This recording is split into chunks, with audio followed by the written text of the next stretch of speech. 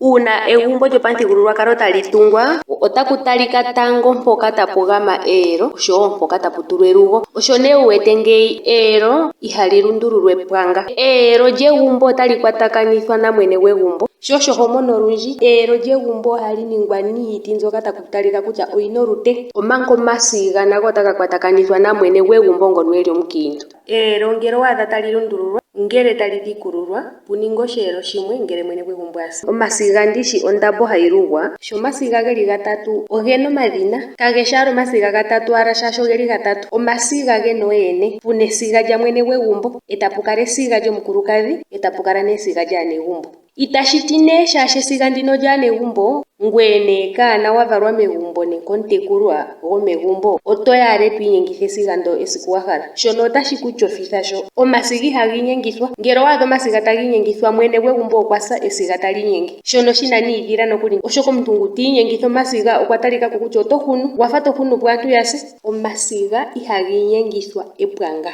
Nongele owaadha tashi ningwa, otashi holola kutya mwene gwegumbo kekowe. Eyelo lyegumbo itali inyengithwa epwanga, kutya ogumwe niiti ya kulupa, oto tegelele wupewe elombwelo ku mwene gwegumbo, oshoka eyelo olya talika ko kutya olyo ehala ndono lya simana moka hamu pitile aantu ayehe mboka tayeya megumbo mo. Naamba tayeya nuuwinayi, naamba tayeya nuuwanawa. Sho osho nee waadha mwene gwegumbo ngele okwa hulupo, eyelo otali thitikwa, etapu totwa na eyelo limwe mpono tapu pitile aalilasa. Hakehe gumwe ta pitile meyelo lyegumbo teya megumbo teeta muuwanawa. Naalodhi noompulile noonganga naamba taya eta oosa, naamba taya eta omapunda, naamba taya eta shike otaya pitile meyelo lyegumbo. Sho osho nee wuwete nokuli megumbo ngele omuna oshituthi nande ngaashi onyama yongombe yohango, ihayi pitile meyelo ndele ohayi pitile kokantu, oshoka okantu ohaka pitilwa ku mwene gwegumbo. Osho wuwete okantu kegumbo ihaku pitilwa ku shaangoka, otaku pitilwa ashike ku mwene gwegumbo, kaamati uuna taya ka kanda, osho wuwete nomahini nokuli kagali haga piti meyelo ndele ohaga pitile komuntu opo geye megumbo. Osho nee ho adha megumbo omuna eyelo mo omuna omuntu.